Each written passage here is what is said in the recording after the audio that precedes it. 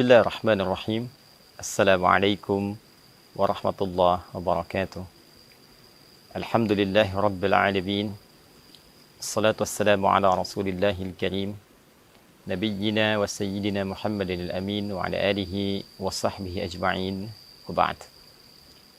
Saudara-saudariku dimanapun Anda berada, Alhamdulillah kita sangat bersyukur pada Allah Subhanahu wa Ta'ala, berbahagia sampai dengan detik ini, hari ini masih diberikan kesempatan untuk beriman yang dengan iman itu menggerakkan seluruh bagian tubuh dan jiwa kita untuk menaati Allah Subhanahu wa Ta'ala dalam wujud menunaikan ibadah puasa Ramadan di tahun ini khususnya 1445 Hijrah. Semoga sampai detik ini Allah Subhanahu wa Ta'ala berkenan menerima seluruh rangkaian ibadah yang kita tunaikan, dan semoga dengan penerimaan itu besar peluang kita mendapatkan ridha Allah Subhanahu wa Ta'ala, baik di dunia pun teristimewa, yaitu saat kita kembali kepada Allah Subhanahu wa Ta'ala di hari kemudian insyaallah. Teman-teman semua, untuk bisa mengetahui bahwa rangkaian ibadah kita diterima oleh Allah Subhanahu wa Ta'ala, maka Nabi Sallallahu Alaihi Wasallam memberikan beberapa standar dan kriteria penerimaan amalan, khususnya terkait dengan ibadah Ramadan yang kita tunaikan sampai detik ini.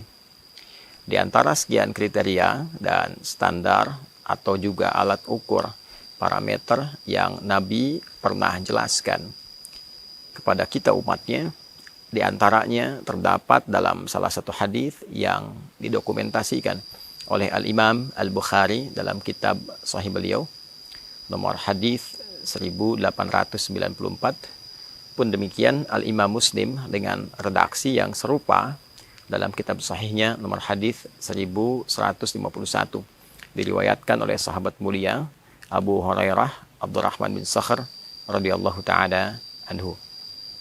Satu kali Nabi SAW menyampaikan atau kama qala, as-siyamu junnatun. Puasa itu pada hakikatnya ialah perisai. Fala yarfuth wala yajhal. Maka orang yang tengah menunaikan puasa itu dengan perisai yang telah ia raih, ia memiliki kemampuan untuk berlatih meninggalkan, mencegah segala bentuk hal-hal yang kotor, segala bentuk tindakan-tindakan yang tidak memiliki arti, hal-hal yang bodoh yang seharusnya tidak dikerjakan.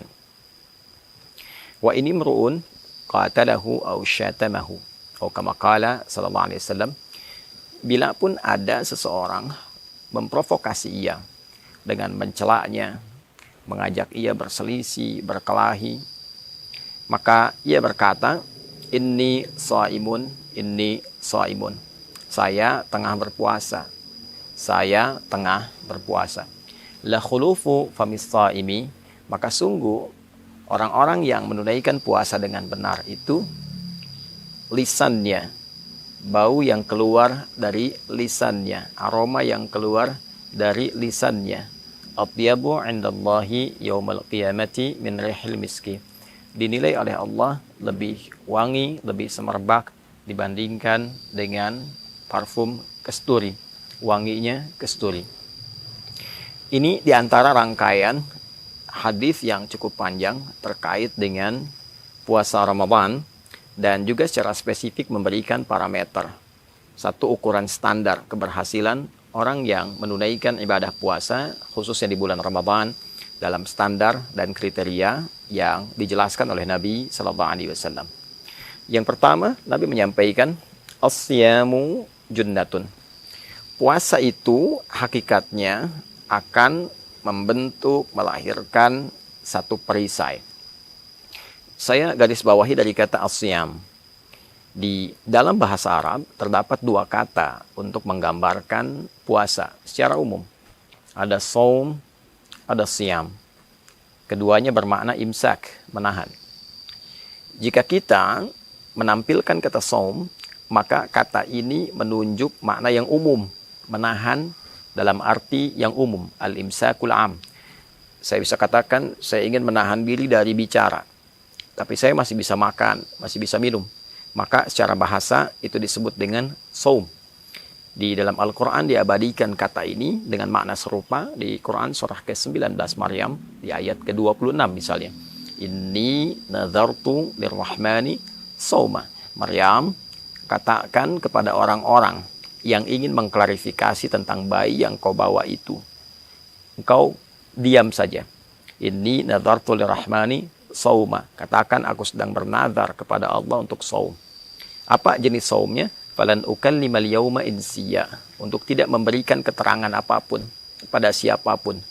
Tidak membuat keterangan, tidak membuat penjelasan untuk memberikan kesan bahwa biarkan nanti dengan izin Allah Subhanahu wa taala bayi itu menampilkan mukjizat pertamanya untuk berkata, untuk menjelaskan, mengklarifikasi, sedangkan dia masih dalam buayan. Ini yang memberikan sebuah kesan yang kuat kepada Sayyidah Maryam alaihissalam bahwa ia seorang perempuan suci, perempuan bersih, dan bayi yang dikandungnya bukan dari hal yang dihasilkan perbuatan-perbuatan terlarang, zina dan sebagainya, namun berupa anugerah yang Allah berikan melalui proses mukjizat untuk menetapkan kenabian Isa alaihissalam. Tapi poinnya adalah saum yang dimaksudkan di ayat itu menahan diri berpuasa untuk tidak bicara. Sedangkan beliau masih makan, masih minum. Berbeda dengan as-siyam yang disebutkan setidaknya sebanyak 9 kali di dalam Al-Quran. Maka kata as-siyam memberikan makna yang spesifik. Bukan sekedar menahan, tapi juga menahan dengan aturan tertentu. Menahan dengan ketentuan yang telah ditetapkan. Jadi ketika Nabi SAW mengungkap puasa dengan kata as-siyam, seakan beliau memberikan kesan bahwa as-siyamu puasa yang dilakukan dengan mengikuti aturan-aturan itu. Puasa yang dikerjakan dengan mengikuti segala ketentuan yang berlaku di dalamnya. Kapan kita berbuka, kapan kita menunaikan sahur, apa yang dikerjakan saat puasa, apa yang boleh, apa yang dilarang. Puasa seperti itu, as-siyam junnatun, akan melahirkan satu perisai. Yang perisai ini membentuk sebuah karakter. Yang karakter ini menunjukkan keberhasilan seseorang yang menunaikan puasa dimaksud. Maka apa di antara contohnya? Fala yarfuth. Maka perisai ini akan membentengi pelaku puasa dari aneka perkataan dan perbuatan yang kotor.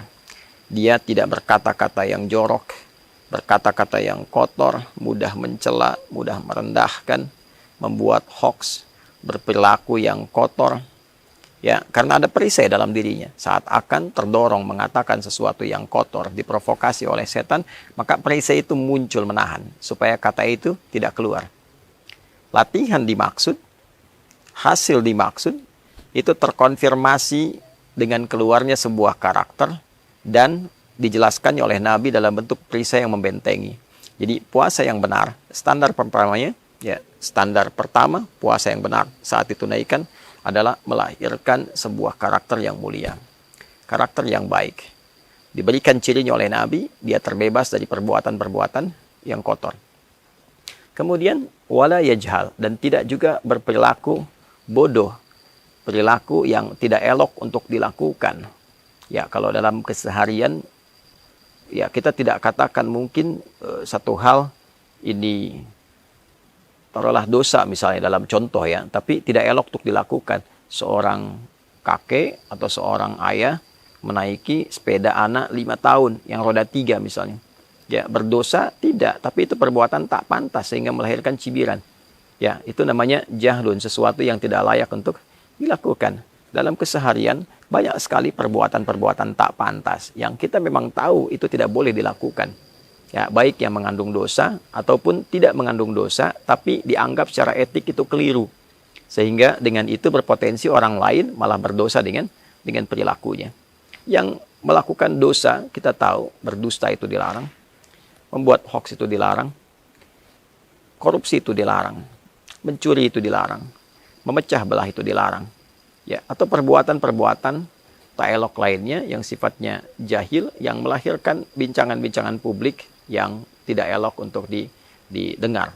Nah, itulah perbuatan jahalah namanya. Maka orang puasa, dia bisa mengendalikan dirinya. Dia bisa menempatkan diri. Kapan dia bercanda di tempat yang benar. Kapan dia berkata sesuatu yang pantas. Kapan dia menghindari perbuatan buruk. Itulah yang dimaksud dengan as-siyamu junnah. Maka standar pertama yang dijelaskan oleh Nabi ternyata bukan standar peningkatan ibadah ritual, tapi standar moral, standar etika, standar karakter. Maka orang puasa, bila berhasil puasanya, terjadi perubahan diri, terjadi perbaikan pada dirinya, terjadi peningkatan moral, semakin beretika dirinya, semakin baik keadaan dirinya, tuturnya semakin baik, perilakunya semakin baik, penyimpangannya semakin dia bisa hindari. Maka orang-orang yang bisa menahan lisannya dari perbuatan kotor dinilailah oleh Nabi SAW la khulufu famis saimi. Maka lisan orang puasa itu, karena dia menghindarkan dari perkataan yang kotor, dan kotor itu tidak wangi, kotor itu bau, maka disifati di sini dengan kata kiasan bahwa orang yang berkata jorok itu bau lisannya, orang-orang yang berkata-kata kotor itu tidak wangi lisannya di hadapan Allah. Maka pengertian sebaliknya, orang-orang yang bisa menahan diri, membuktikan keberhasilan puasanya dengan tidak berkata yang kotor, tidak berkata yang tidak baik, oleh Allah dihadiahi dengan satu aroma mewangi lisannya saat kembali kepada Allah di hari kiamat. Itu diantara maksudnya yang disampaikan oleh para ulama secara maknawi, bukan secara lafzi. Jadi orang-orang ini ketika bisa menjaga diri, membuktikan keberhasilan puasanya dari lisannya saja, saat dia bangkit di hari kiamat, oleh Allah diberikan keistimewaan dengan keluar bau harum di lisannya, karena mampu merubah dirinya menjadi pribadi yang lebih baik dengan puasanya. Maka saudara, diharapkan dengan menunaikan ibadah di bulan Ramadan ini, kita bisa menunjukkan bahwa kesempatan yang Allah berikan kepada kita bisa manfaatkan dengan sebaik-baiknya. Kita bisa merubah diri menjadi lebih baik dan mempertahankan itu sampai kembali kepada Allah Subhanahu wa taala, dan mudah-mudahan kita yang termasuk dibangkitkan dalam keadaan sukses menunaikan ibadah puasa dan ditandai dengan mewanginya bagian tubuh kita, lisan kita, sampai kita bangga kembali kepada Allah Subhanahu wa taala dengan puasa yang telah kita tunaikan, dengan pahala yang telah dikumpulkan. Lis-shaimi farhatan. Orang puasa itu mendapatkan dua kebahagiaan. Farhatun 'inda iftarihi, bahagia ketika ia berbuka saat di dunia. Wa farhatun 'inda liqa'i rabbi, dan dia gembira ketika kembali menghadap kepada Rabbnya di hari kiamat dengan sukses puasa yang telah ia bawa. Semoga kita digolongkan pada klasifikasi yang dimaksudkan. Allahumma taqabbal minna innaka antas sami'un alim wa tub 'alaina innaka antat tawwabur rahim. Sallallahu ala sayyidina Muhammad wa ala alihi wa sahbihi ajma'in. Wa akhiru da'wana alhamdulillah rabbil alamin. Selamat berbuka. Hadi Hidayat Mira. Assalamualaikum warahmatullahi wabarakatuh.